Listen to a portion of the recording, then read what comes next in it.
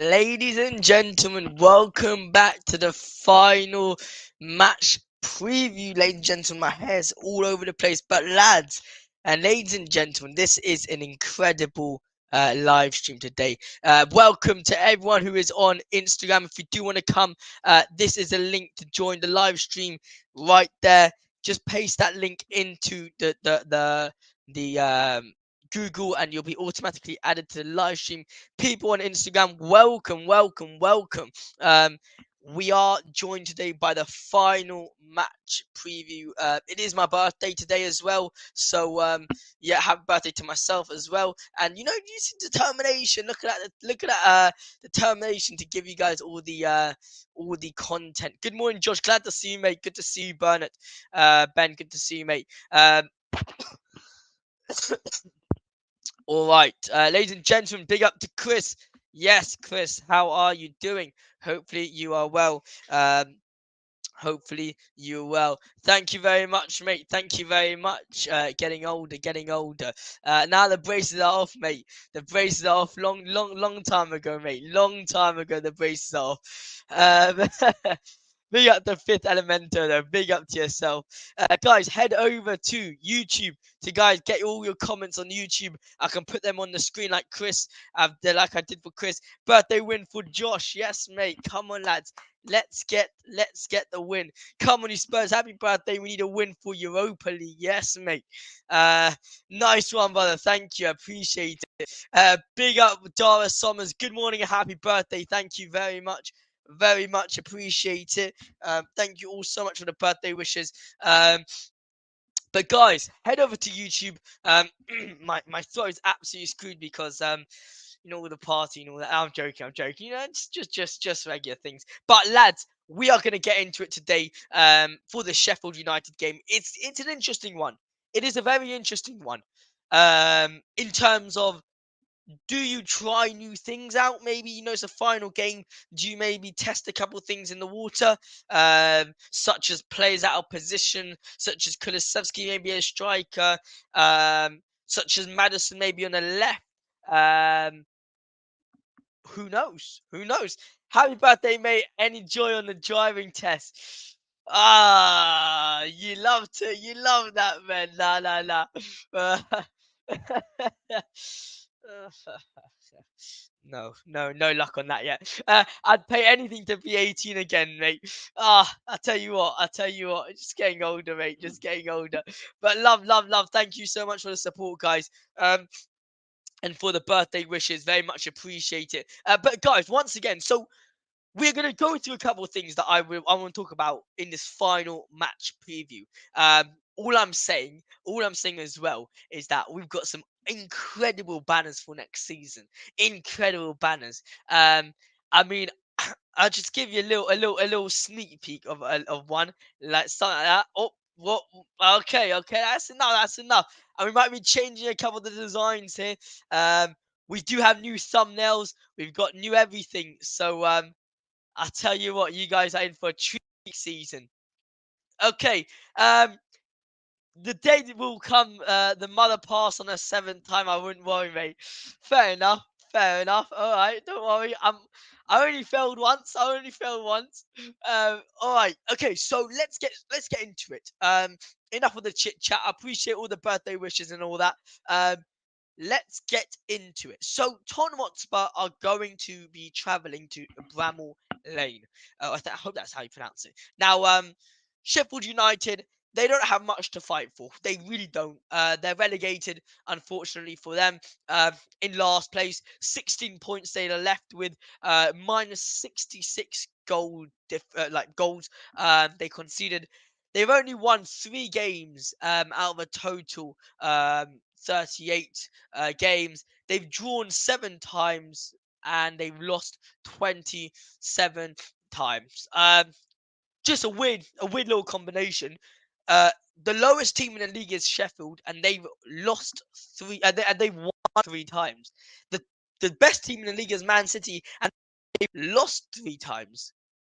So, I mean, Sheffield United have won 3 games. City have lost 3 games. Sheffield United have drawn 7 games. Man City have drawn 7 games. Sheffield United have only have lost 27 games, and Manchester City have won 27 games. That just shows the difference. That just shows the difference. Can you do the first team prediction, please? Yes, sure, no problem at all. We're going to do that now. Be up to Lay Lopez. Lay Lopez, if you do want to come on the channel, click the link here that I pinned into the Instagram chat, mate, and or you can automatically be added on to the live stream. And it's great. It's great. All right, lads. Okay, so a little lineup prediction for myself. So starting goal, I think it's kind of obvious. We're going to start with the Vicario in goal. A very good season overall. Overall, he's been very, very, very good. A very positive signing for us. Wouldn't say signing of the season, but he has been extremely, extremely helpful. Good morning, Josh, and everyone in the chat. Big up, Carl. Big up to yourself, mate. Hopefully, you're doing well on this fine day. So Vicario in goal, going to start. The 2 centre backs are the obvious ones. Sorry. Vicario in goal. Right back is going to be Pedro Porro. Now, the two centre backs. I personally would go for again the same lineup. I'd go for Romero and Dragusin. On that left back, I would go for Mickey van der Ven. That CDM role. It's the thing is that if you have Bentancur, I don't think he's strong enough. I had this debate with Hotspur Hood. Big up to yourself, Hotspur Hood, Dan from Hotspur Hood, and we had a little debate and or conflict, and I just I don't think Bentancur is anywhere near good enough to play in that 6 role. He isn't good defensively right now. I'm saying he's defensively not good enough. He's not up to speed with the game. His passing ability is very, very poor. Now, I would much rather utilize Bentancur in that 8 role, personally for me, because in that 8 role, he doesn't have that much pressure in terms of losing a ball. Like, yeah, he can lose a ball, but he knows that 6 might do a job to cover for him. That's also right, and also because I think Bissouma, I'd personally rather have Bissouma in that 6 role than have Bentancur. Happy birthday, Josh. I hope Tottenham win for you, my friend. I appreciate it, brother. I appreciate it. Thank you so much, mate. Thank you. My voice is absolutely finished for anyone who's just joined us now. Guys, make sure to smash the subscribe button as well whilst we're at it. We are on, I'll tell you exactly how much we're on before we continue. We are on 1,642 subscribers. So be up to yourselves. All right, let's continue. So the pivot role is probably going to be Bissouma, in my opinion. Central midfielder, Pape with a Maddison on the left or on the central midfielder. Left-hand side, personally, it should be Son. No, you know what? No. I would have Bissouma, I would have Pape, and I would have Bentancur. I'd have. Oh, I wish I could. I'm gonna bring up. You know what, lads? I'm gonna bring up the football pitch lineup. We all love it. You know we love it. It is a go-to lineup builder that we all use. Let's be honest. I mean, it is the best lineup builder. Because this is really where you can understand where I'm coming from in terms of the point of view that I'm trying to make. There we go. There we go. Before I share it, I'm quickly going to write. So Vicario in goal. Porro on the right with Romero and Dragusin. Van der Ven. Van der Ven on the left back spot with Bissouma. Oh no, Bissouma's injured. No, Bissouma's injured, lads. Bissouma is injured. I forgot about that. Bissouma is injured. Leo Lopez. Leo Lopez. All you do is you copy this link, and you just paste it on YouTube. So I probably would play them out today. Bentancur,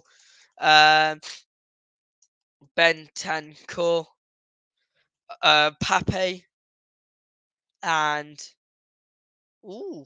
Kulu probably. Yeah, but now you're gonna have to play Hojberg. You're gonna have to play Hojberg. Unfortunately, you have to play Hojberg. Unfortunately, you have to play Hojberg. Yep, that's the unfortunate bit. That's the unfortunate.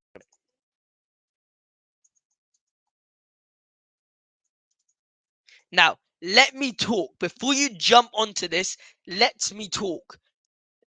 Here the link is here, mate. So I thought I posted it on here. The link is here. I will add you guys in about 10 minutes or so. I just want to get a couple of my points over, and then I'll add you guys. So in 10-15 minutes, I'll add you guys on to the channel.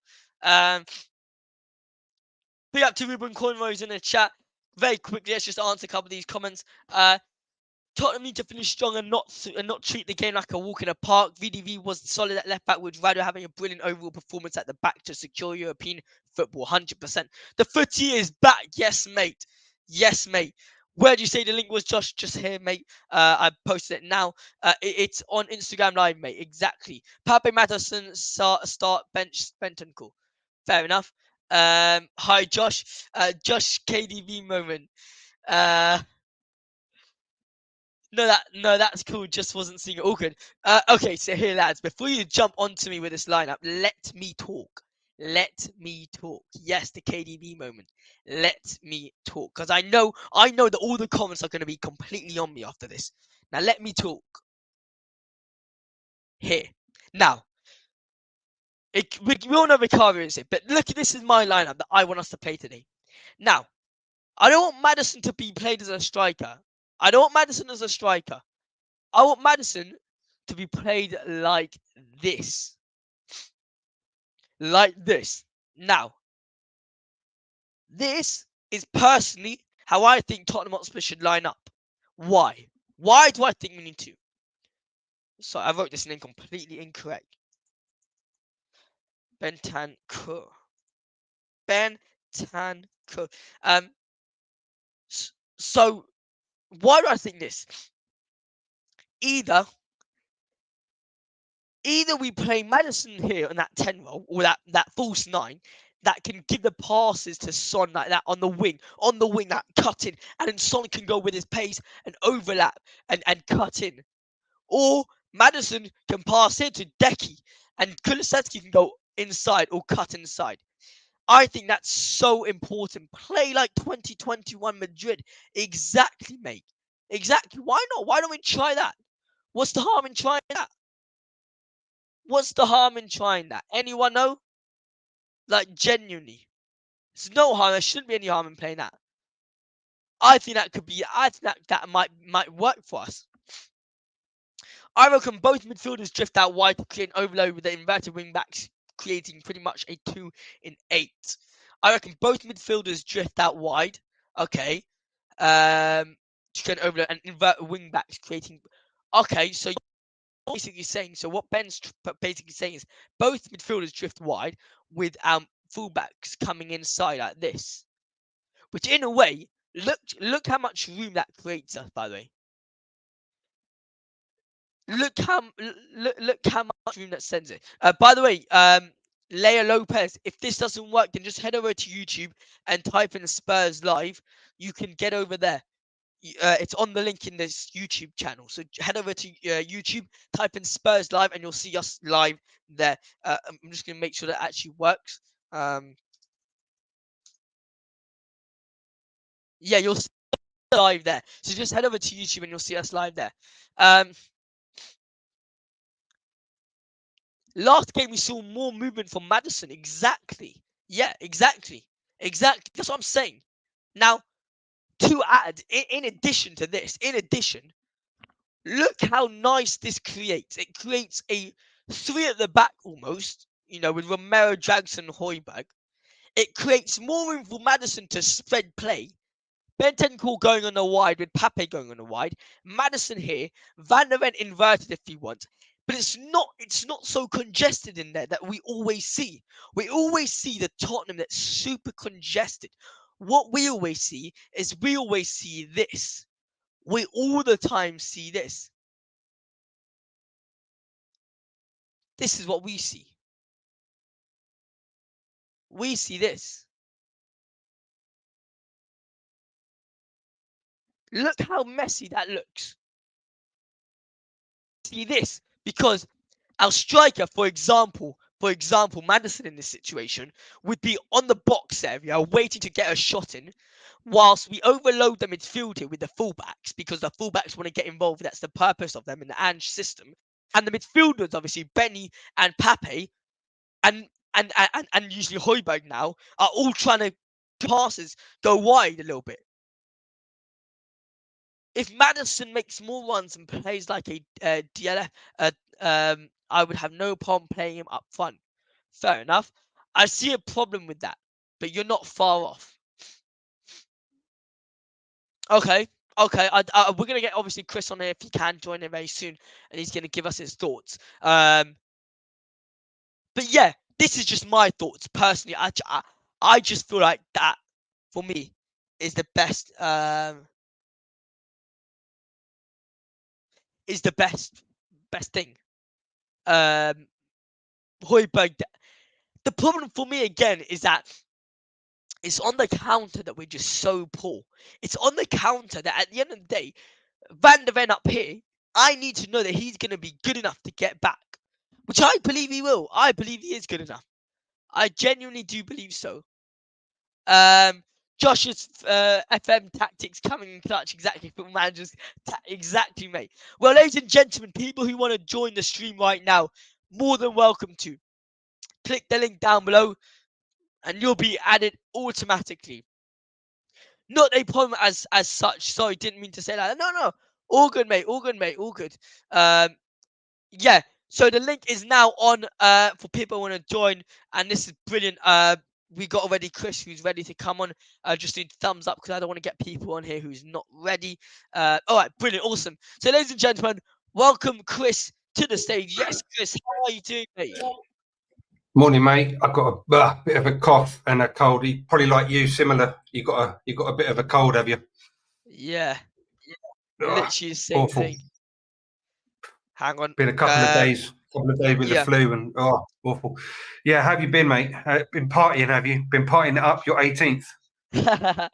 I'll tell you what. I've got a party very soon. I'm doing a barbecue at mine on Tuesday for my birthday. So just chilling really, but not too bad.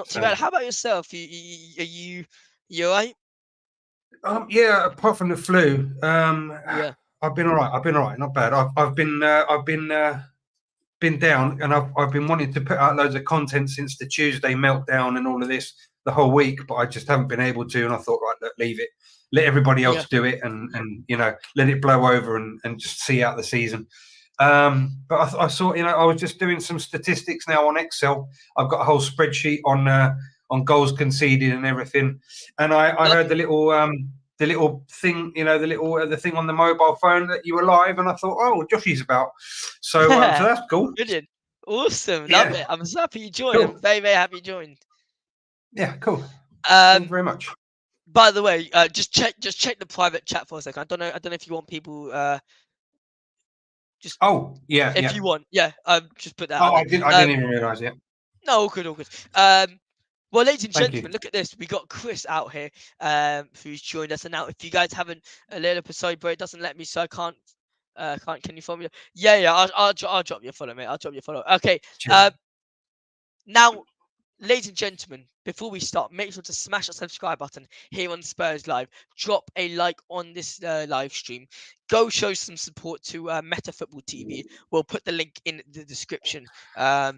Down below right now, it's in the description. So guys, go show some love over there. Thank you. Yeah, awesome. All right, so Chris, let's get straight into it. I mean, I don't know how long you got, so you know what to do. Tell me when to shut up when you need to go. No, mate, no, nothing. No, I've got all the time in the world, mate. No problem whatsoever. Awesome. What I was saying. Yeah, the inverted. What you? No, I didn't mean to be rude in the comment. No, what I was saying, the fact that Mickey didn't invert the other day, all right, against Manchester City, he was more pure left back, so to speak. I don't know what he's going to do today. I don't know what the game plan is going to be. But if you take into consideration what Ange says about his hamstrings, he doesn't want to force it. That's why he hasn't been played, as a left back, and why he's been looking to other options. Ergo Emerson, Skip, etc., etc. That's why I don't see him inverting. I see him as a pure left back, and possibly if Pedro Porro were to invert and to push forward, so to speak, and to sit in, he would play with a back three, for example. In moments during the game. So that's why I didn't see him so much as pushing up. What you were trying, suggesting. So that's the only thing that I would, but I did phrase it wrongly as saying problem. I just thought that, he wouldn't push up. Good morning, Ben. Ben Bennett. Good morning, mate. So that's the only thing that I kind of doubted. I don't think that he would be pushing up that much. But yeah, it doesn't mean that in a certain moment of the game, he wouldn't be pushing up, but I don't think that would be, customary during the whole game. But that's I can go now. I've just said my piece. No, look, no, 100%. I understand your point, and I feel like it's gonna be weird what I'm about to say, but I don't feel like a player can automatically go to a left wing, a left inverted fullback. I believe that you need to ease your way in. You need to start at left back, then you need to move to you have to start off at left back and then understand the left back role, and then you can do something. I feel like the inverted, I feel like the inverted left back is almost like not everyone can play that role. If anyone could play that role, we should have played Timo Werner there, and I could 100% tell you that he would have done a great job if anyone could do that role. But I just believe that a left back that gets inverted, it's a whole different story. Now, I believe, I'm not going to speak for anyone else. I believe that Ange does believe that Van der Ven can play that inverted role. I think Ange believes that, but he wants to ease him in. He wants to ease Van der Ven in, because he's never going to be playing that left back role if Udogie wasn't injured. Let's be honest, he was never going to. No, obviously. But here's another discussion I want to talk to you now. Sure. We've got this lineup that's coming out, and I'm pretty sure you did see the football lineup thing that I just did with the board. Now, last game we played Maddison as almost like a false nine in a way. Now, where are you playing Maddison? Because I was struggling in the lineup prediction, because the midfield, if in my lineup, it's like almost like a 4 midfield, because I'd have like Bentancur as a DM with Pape on the right, and then who's on? Like, I'm gonna get it up now. It's such a shame. But Bentancur isn't holding midfield. I'm sorry, he's not. He's and the days I saw him at Juve. Whilst you do that, I'll just do my bit. The days that I saw him at Juve, he's more of an 8. He's more of an attacking kind of, more of a creative. And not a holding. I mean, he can hold, but anybody can hold. I mean, if you've got sorry, not anybody, but I'm saying that if in a makeshift kind of like Mickey van der Ven left back, kind of thing, you can do that. Yeah. But he's not a specialist. He's not a specialist 6. Okay, and definitely not. What I saw in Uruguay, what I saw at Juve, Bentancur is not a holding midfielder. He's not a 6. He's more of a creative, attacking-minded, creative kind of player, and that was definitely the case when he played for Conte, until he got the injury. He was our he was our output kind of guy. He was not the destructive kind of guy. So to put him at 6, like what, like the spearhead of like a Busquets, like he's the creative. I mean, no. Yeah. I'm sorry. It depends on how you want to use your 6. But yeah, you're looking at a 4-4-2 in a diamond like Ajax 1990s. Yeah, with you call it an attacking midfield, or like a cam or a false 9 or whatever you want to. Like a central forward, yeah. Yeah, whatever you want to call it. Yeah, that's fine. But I mean, the other day, I think Sarr played more of a false 9, but then he was all over the park and he interchanged with Maddison. Yeah, I think that this would be okay, but I don't know what kind of formation Sheffield United play. And I think click to edit. I think they're great players in the midfield. I think that.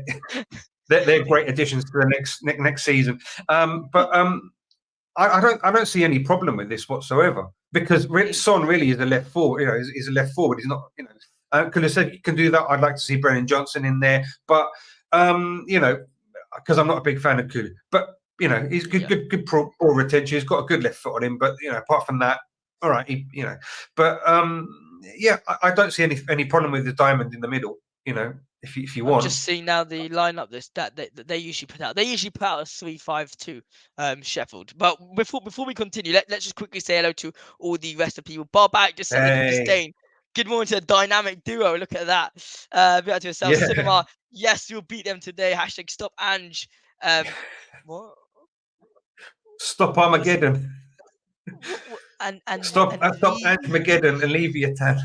And Levy. Quick fire question. All right, quick. Would you buy Werner based off the season? Why not? Exactly. I mean, bang. There we go. Why not? 100%. Werner not a forward is Ange's fault. Would you see Betancourt as a deep line playmaker, Chris? Deep as in towards the defence and start the playmaking from there. No, yes, as I just said before, Ben, I think he's more of a creative attacking output, you know, kind of thing. Can he do it? Yeah, of course, because he's got the skills to do it, and he's got the vision to do it. But I see, from what I've seen of him at Juve and Uruguay, from what I've seen, he's more of a final third kind of, you know. He's if you've got the 4 stages of build up, he's the penetration to final third. That's the that's the kind of player he is. So Van der Ven, Jagerson, Romero, Porro. Big up to Spurs GCTV. Never seen him here before, so we'd love to see you again. Great guy. Yeah. Great guy. Is he good? Yeah. He's got my green light. He's got my green light, mate. No problem. He's a great guy. Love it. Well, come join Spurs live channel if you want. Good morning, all. Last day of the season. Let's get the job done. Build and go again. Love it. Smash those likes and subs. Almost at 200. Yes. Big up. Oh, that's me. That's me. Exactly. Chris is almost at 200 subscribers. He is. I'll tell you exactly how many he is. He's 5 away from. Yep. Big up. And the final comment before we continue. I pray we don't play in the third kit or we'll get battered. Superstitions. Literally. Look, all right. So as you can see, I've left out 3 midfielders here. Now, for this upcoming game, we've got we've got 3 midfielders we need to fill in. Now, I was struggling in a way because I thought to myself at the beginning, maybe. Oh, sorry. Can you see the lineup, by the way? Is it on? Yeah. I said to myself at the beginning. Yeah. I said to myself, Kulusevski here, maybe he can go here. But then I was like, no, we got Pape here. Pape, Hojberg, for example. Pape and Hojberg. But who's that 9? Like, who's the second midfielder? Who have we got? Who we got available? I don't know who's available. You're trying to order me. You're trying to offer me a hamburger, but I don't know what the ingredients are. Josh, come on. I mean, you know. Okay, I'll give you some players. Give me some ingredients, man. I'll give you. So we've got. I should know this. No, it's fine. We've got Kulusevski who can play as a cam and have Maddison play as a central midfielder. We have Betancourt who could play. So you got Benny, you got Hojberg, you've got Pape Matar. Yeah, you've got. And that's what we've got. I'm gonna say this as well. Last game of the season, you've got a couple youngsters in there as well. Just putting this out there again. You got Jamie Donnelly. You got Mikey Moore if you want to put in there. So who would you? What would your midfield 3 be? Okay. Realistically, you have to secure 5th place. You need a point. Yeah. Right. Going to Sheffield United, okay, they've got, you know, they've conceded 6 million goals. Okay, that's fine. They've only won 3. They've lost 6,000. Yeah, but you can't just, you know, not turn up and want the 3 points. You have to play the game. Okay, yeah. It's their last home game of the season. They want to go out in a bit of pride and a bit of style, and you know, not concede 17,000. Okay, and they're not going to just give up 3 points, right? They're going to want to play as well for their home fans. I'm sure. right? And they're not just going to, roll over. You've got to secure that point at least, right, for 5th place. Because if not, from a Spurs point of view, you need that point. So putting out lads is not the if you're 4-0 up after 60 minutes, 65 minutes, 70 minutes, roll out a lad or two, right? But you have to secure those 3 points at least, right, or that point at least. So and even I think Mikey Moore the other day said, when he debuted, the pace, he couldn't believe the pace. The pace was so much, right? So you imagine putting lads out the way that Ange wants to play in the pace and everything. You kill them. You really would, do them over. So I wouldn't play lads out, from the get-go. So with the 3 available you've got no choice in playing, Hojberg, Benny, and Son. That I mean, fine. You've got the interrogative Kulu for Brennan or whatever, and you could put Kulu in the cam, like where Maddison is, and then Maddison bring him back, for example, to. Do you know what I mean? Play around with them 4. If you were to add Maddison, Johnson for Kulusevski in Maddison's place, and Maddison bring him into where you've got 7 and 9, which would be the 10 or the 8. It depends. It depends what you want to do. But it's but I wouldn't put a lad in. No way. That's too much of a risk. I think. And then what happens? Yeah. You lose the match. And then Ange is taking all the heat for playing the lads. So you know what? By the way, just if you're already talking about Ange, before we go over again a couple of these comments, sure. I'm pretty sure you and I discussed about how we felt after Ange's comments. The game, I think it was after after City, and I'm going to say about my point. It's fair to say that I wasn't too happy with him, and I think he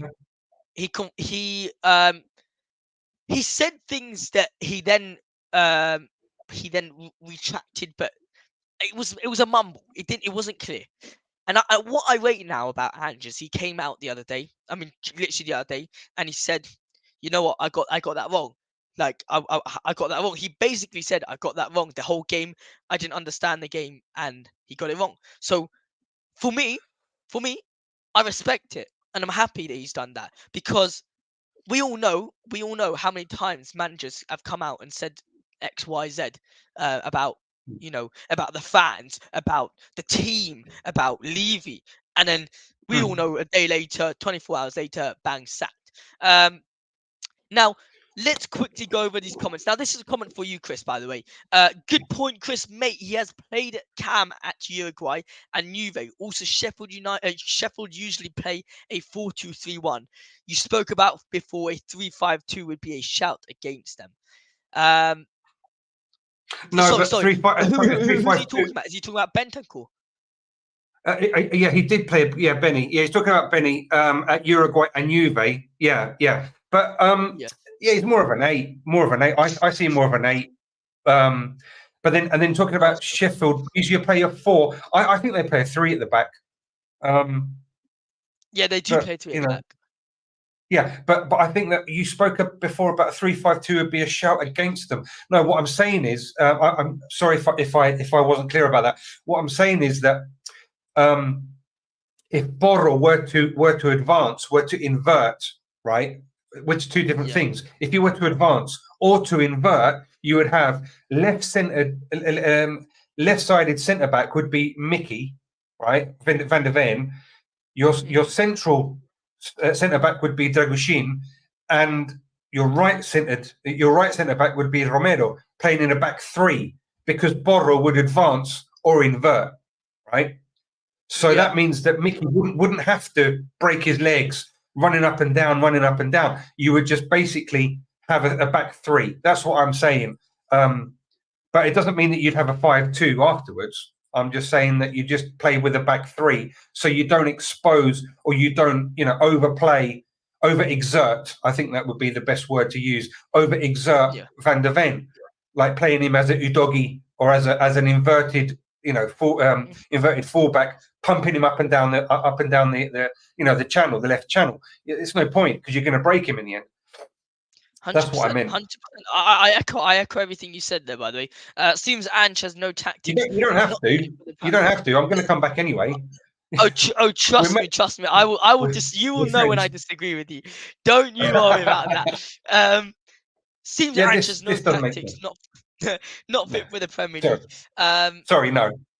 Sorry, no. Yeah, I disagree. But what I am gonna say is that he needs to realise, and I don't think I think only now he's realised that the whole season is fair enough.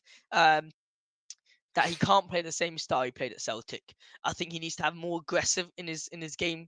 I think he needs to somehow motivate the lads to win the 1v1 duels better. Because that's one thing. They're just not doing it. They're just not getting the 1v1 duels. I mean, I'm seeing, obviously, except for the obvious Romeros and Richies, but I'm saying you've got the likes of Timo and Brennan and like even Pape at times that they got a ball and they're not going for it. Out of interest, Chris, by the way, what would you say Tottenham need to kind of like improve going to next season? What they need to improve on basically is I put Scarlett at 9 in my Scarlett. I mean, because Scarlett he's got Premier League experience. Okay, he's not played 100 games, I'm sure, but he has done. He's done fairly well. Would you start him as a number 9 right now? I don't know whether I'd start him, as I was saying before. You can't just put the lads right. He's got more experience than than Mike Moore and Donnelly and all these players. That's fine. Okay, but would I put him as starting 9 over them as midfielders or whatever? Of course, because he's got more experience. But I wouldn't start him as a 9. But that's me, because you've got more experience, and what you need now is experience to get you over the line. Whether you like the players more or less, but you need experience just to get that minimum point now, because we fluffed Champions League. Now, whether we're ready for Champions League or not is a different thing. But now we've got a secure Europa League. That means 1 point. Are you gonna throw your dice on Scarlett? No, you throw your dice and you secure with experience. Exactly. Now, does that mean, you know what I mean? Audio. Morning to you. Hey, David. Good morning to you, Cobber. So that's what you do. Now, Ange, the comment that he's got no tactics, right? This is rubbish. You don't get where you are, right, if you've got no tactics, right? That is, and I've seen that before in other chats. And no, a no trophy season does not mean that you've not had a bad season, which means that Arsenal have had if they come second, they've had a rubbish season. That's wrong. You can only win one, or only one can win, right? Out of 20 teams, right? Yeah. Dortmund, if they lose the UCL to Madrid, which is what, 65, 35, 70, 30, whatever you want to put it. So Dortmund have had a rubbish season. I mean, come on. I just don't understand this, one-dimensional logic, and everybody is entitled to their opinion, which is fine. No one, I'm not going to say anything to anybody about that. But to say that Ange hasn't got any tactics, right? He said that himself in the presser on Friday. He's used every formation known to man.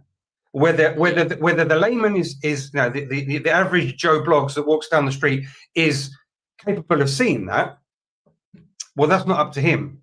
To guide people down the road, by their hand, saying, "Look, now I'm going to use a 4-3-3. Now I'm going to invert, and I'm going to use a 2-3-2." Man, that's for the professionals to use. That's for the semi-professionals to see, right? That's not for the average fan to realize or not. Okay, and if you can realize that, brilliant. But to say that he's got no tactics, he wouldn't be. He wouldn't have a job in the EPL, which is the best league in the world. Yeah. No, I'm not. Look, I'm sorry, but it just doesn't work. You know what's interesting though is that we've gone for someone. I feel like we've gone for someone so specific. Like Daniel Levy hasn't gone for someone so broad. And, you know, like the Conte and the Mourinho, and even at the time, I'm gonna put Nagelsmann up there and Arne Slot. He didn't go for that. He went for such a unique, specific manager, and I'm hoping he trusts it. I'm hoping he trusts that. I mean, I don't think that Ange Postecoglou is all that. I'll be honest. I don't think he's all that. I just think he's a manager who's going to come into Tottenham. He's going to do as much as he can, and he's learning on the job. I think that's what people aren't understanding. He's learning on the job when he's at Tottenham, because as much as you want to say the Scottish League is competitive, which I disagree. As much as you want to say that, as much as you want to say that, what he's won at Celtic is so hard, and he can only compete with the top teams that he can compete with. At the end of the day, the Premier League is the stage you want to compete at. Managers dream to be here. So what he can do here, let's see. I have no expectations. No, but the fact of the matter is, and I totally agree with what you're saying. Excuse me, to everybody. The fact that he came from absolutely nowhere, went to Scotland, right, which is probably a step up from where he was before, and won 5 and 6, being absolutely, nobody. Let's air quote nobody, and did that, and then scored 101 goals. Like, not himself because he didn't play, but his team scored. 101 goal, had a plus 80. I think it was plus 80 goal difference. The way, and he implemented a style. And he revolutionised that, coming off losing the league the year before to Rangers, which to them is a big massive, big cheese. Right? Yeah, of course it is. We have to contextualise things. We have to put things into perspective.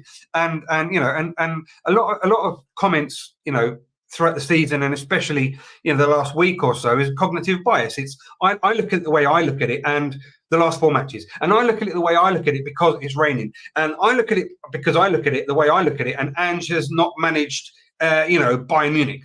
I mean, you have to contextualize. This man has been in the business for 30 years, right? And whether he is Julian Nagelsmann, right, or whether he is Mourinho, Pep Guardiola, or he can't be, because he's Ange Postecoglou, and he offers a certain criteria that, whether he is not Pep Guardiola, but he is his own man, and he offers things that Pep Guardiola can't offer, because each is to their own. You see, so I mean, I just give credit where credit's due, and he might not have the. He's won 23. I think it's 23 titles, where Conte hasn't even won half. So it depends on how you want to look at things. It all depends on context, right? Whether one trophy, like Coppa Italia, is worth more than Scottish Cup. Contextualize it. You still have to win it. I mean, it's not. I'm not on the Ange. I love Ange, and I'm going to get an Ange tattoo. I'm not saying that. I'm just saying that you have to contextualize everything. So, respect where respect is due, I completely agree. I understand your point in terms of, like literally the last sentence you said, in terms of respect. You have to respect what he's done, and he can only do as much as he can do. But, my point of this whole conversation was, at the end of the day, if we're comparing him to the managers that we were linked with at the time, such as the likes of Nagelsmann, the likes of Arne Slot, the likes of who was up there as well? What's his name from Sporting? Almiron. Yeah. No, hang on a minute. Amorim. Hang on. I did a. I'm not. And what I said before wasn't aimed at you. It was aimed at all of the naysayers. Yeah. And but Arne Slot hasn't won anything in comparison to Ange. And I think I did. I commented on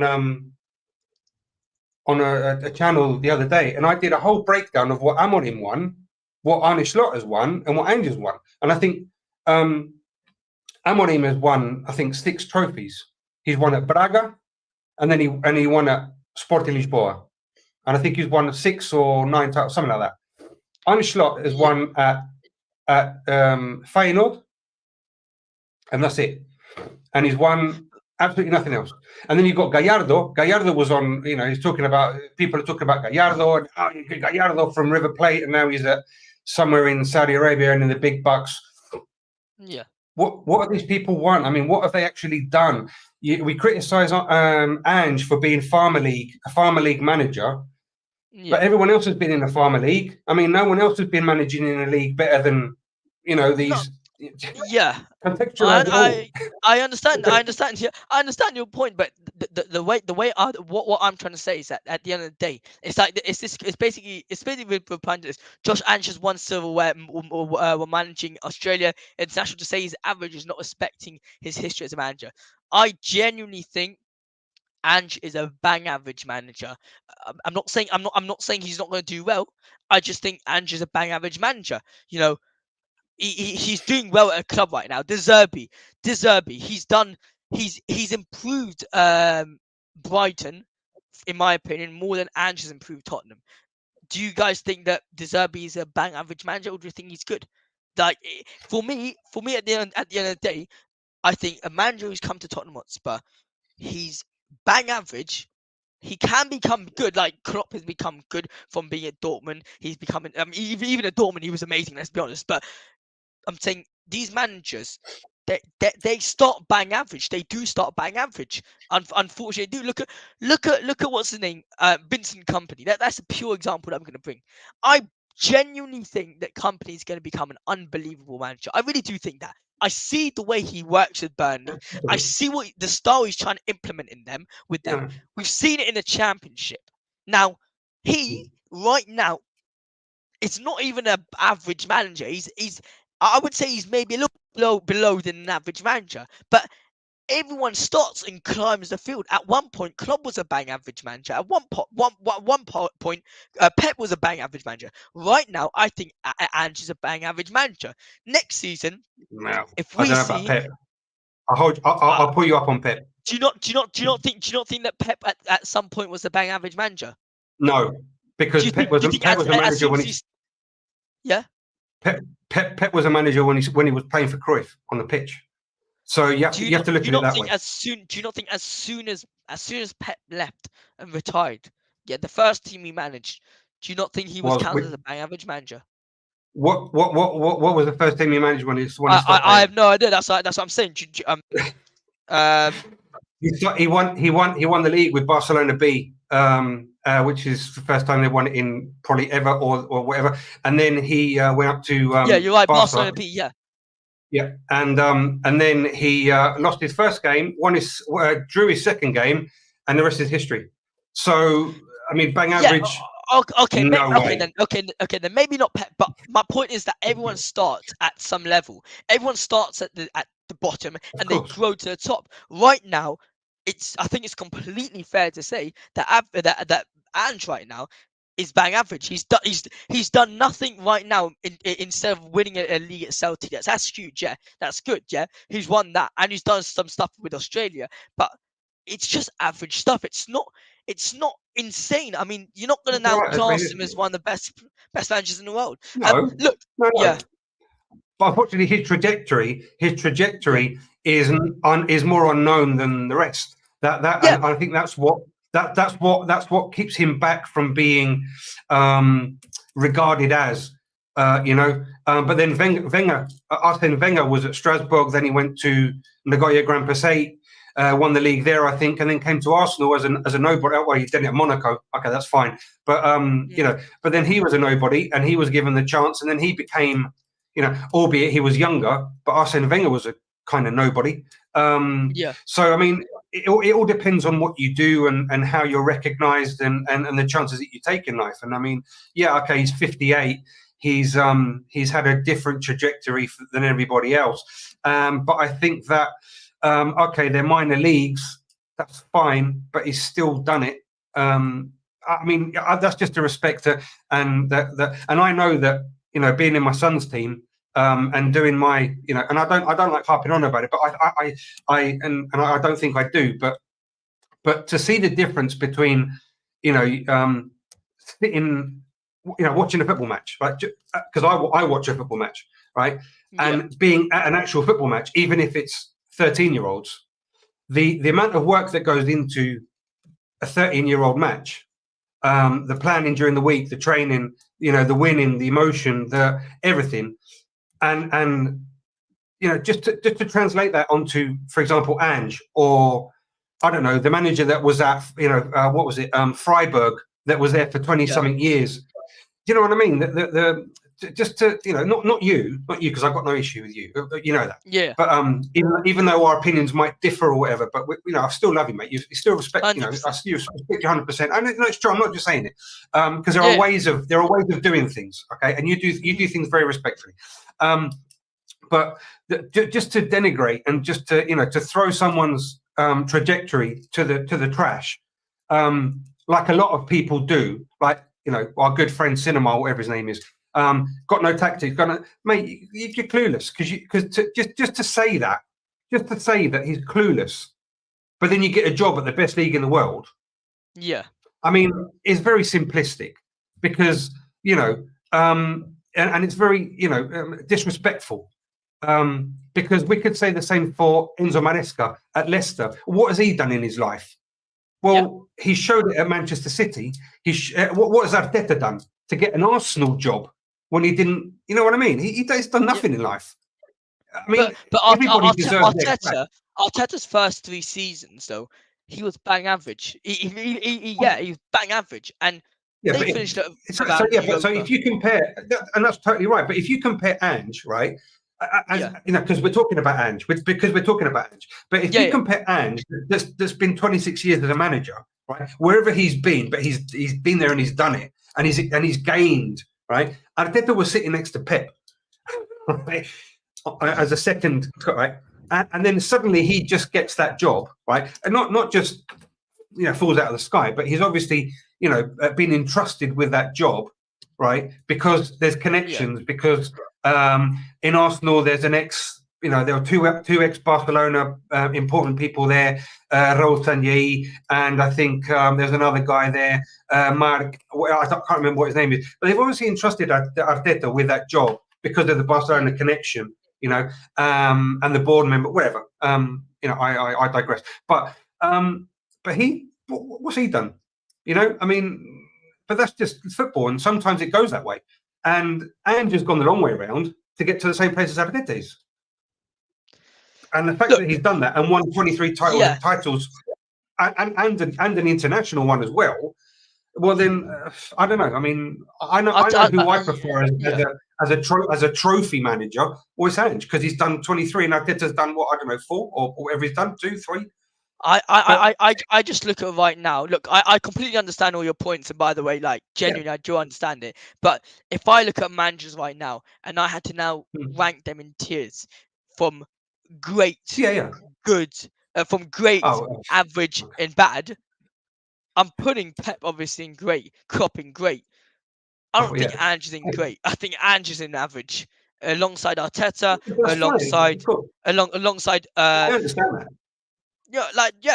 But look, I do want to end this live stream with one last question that it's actually an interesting one. I wasn't planning to do this with now, but we are going to do a whole new live stream. I'm hoping tomorrow, maybe. I don't know if I'll do. Maybe tomorrow. Probably this week. Definitely this week. How are you with this season? Rank it out of 10. Yeah. Go for it. You start. Myself? Oh, thank you. Listen, with all the ups and downs, with all the doubts, with all the, brilliant start to the season, and it went haywire, then for whatever reasons that we can speculate on, and because we don't have that information, as it is, it's all conjecture and speculation. I would give him a solid 7. Fair enough. Because if we finish 5th in his first season in the biggest and toughest league in the world, being a Farmers League manager, just to put that moniker on him that he's clueless and who everyone else wants to call him, right? I'll give him a good 7. Why not? Did I click on mute there? Hang on, sorry, 1 second. Sorry, no, I didn't hear what I didn't hear what you said at last because I by mistake clicked on something. Yeah, go on. What were we saying? That's okay. No. I give him a good 7. Despite being a bang average or not so great or whatever people want to call him. Blah blah blah. And as I said, I'm not going to get an Ange tattoo. Definitely not. But I do think that he deserves the credit that he deserves. I think that he will improve us. And I think that despite everything that's gone on this season, great first 10 matches, absolutely amazing, took everyone by storm. Not so sure what happened to make the season go haywire. Not really sure. I wish I knew. But I'd give him a solid 7. And to finish 5th, I think is very good. Very good. I'll tell you what. I think it's going to be a little bit controversial. Contradict what I said, but I think an 8 on the season all round. I think an 8 is very good. Not to say that Ange has done terrible. Not to say Ange has done insane, but to have lost the best player in the world, in my opinion, to have you could say lost the dressing room completely, so divided. I felt like the dressing room at the beginning of the season was very divided. To have new signings come in, I think he's done very well. I think he's done exceptional to get us Europa League. I thought 8th was what we're going to get, 8th, 7th, somewhere about that. But I'll rate it at 8 out of 10. And look, just I want to have one last say on that on the whole Ange debate. I feel like when you look at Ange, there are a lot of positives to him. His inverted fullbacks are exceptional. The way he has been able to change the mood in the dressing room has completely transformed them. The mentality has, I wouldn't say it's changed, but I'll say it's gotten better. It's improved 100%. The way they're playing, they're loving playing. They're loving it now. But then there's a couple downsides, such as substitutions, such as being promised that he'll be utilizing the youth a little bit, by not really having a plan B until the final bit of the season. But look, overall, I think he's had a very good season at Tottenham. And look, I can't wait for next season. But Chris, let everyone know where they can find you. And yeah. Well, personally, I hope no one finds me, but yeah, Meta Football TV on YouTube, close to the 200. It's not something that I wish for or strive for. It's just at the end of the day, the numbers. There you go. Thank you very much, and I do appreciate everybody. I answer everybody's comments on videos or whatever. I do appreciate absolutely everybody. I'm not in it for the money. I'm in it for the therapy. It does me very, very good. Sometimes it does me very, very bad. But I'm in it for the interaction. I'm in it for the love of Spurs, for the love of football, for the love of moments like this, which we can get together, have a chat. We don't have to be in agreement always, but as long as it's done with love and respect and great times, that is what I like. And to make some friends along the way, which is absolutely brilliant. And that is where you can find me. And Chris Meta on Twitter. So that's where you can find me. And don't come to my house because I'll get my kids on you. So yeah. Awesome. Love that. Well, we got Chris here in the house, so make sure to go show him some love. You can find me here on Spurs Live. Make sure to smash the subscribe button. Before we leave, what is your score prediction for today's game versus Sheffield United? I can't remember what I put in the predictions, but I think I put 1-3. I think. Fair enough. So yeah, 1-3, 1-4. Yeah, I think I put 1-3 in. Lovely, so yeah, a win today. Lovely. Well, Chris, it's been a pleasure. Thank you so much for coming along. Yeah. Hey, always a pleasure. Awesome. Thank you for having me. I do appreciate the opportunity. And like and subscribe to this guy if you haven't already. And when you're going out, leave it because I know you haven't. So do it, like it, subscribe. Cheers, Josh. Cheers, Chris. All the best, Cheers, mate. Chris. Awesome. Love having Chris on here. I'll tell you what, he adds so much to the live stream. It's amazing. He brings different types of views on the channel, which it's always amazing to have. And same thing with these comments. I mean, big up to David who's commenting. Big up to Spurs GCTV. Big up to Barbastic. Like, even though I disagree with a couple of your comments, that's the beauty of it. We disagree, we agree, but we're just trying to find the best solution for Tottenham Hotspur. And that's what we love. That's what we love. So big up to everyone who's joined. If I could ask you a favor, just to smash the subscribe button down there in the description, or here. It means a lot on Spurs Live if you can go drop a subscribe. We are heading to the 1,000. We're trying to hit the 1,000. Well, actually the 2,000 mark. We're trying to hit it. We're 400 subscribers away. So the help you guys can give means a ton. Thank you so much for watching. Make sure you all have a lovely, lovely, lovely day, and we will catch you guys in the next live stream. Wow, this is the end of the live stream for today. Wow, I mean, the match preview is done. It's the final match preview of the year. This is it. Unbelievable. Thanks so much. Yeah, the last match preview of the year. Thank you so much, and we will see you guys next year. We do thank you so much for all this love and support you guys have showed us, but we're not done for the year yet. We still have a match reaction coming after today's game versus Sheffield United. Make sure to show some love in the comment section down below, and we will see you guys in the match reaction. Come on, respect. Bye-bye.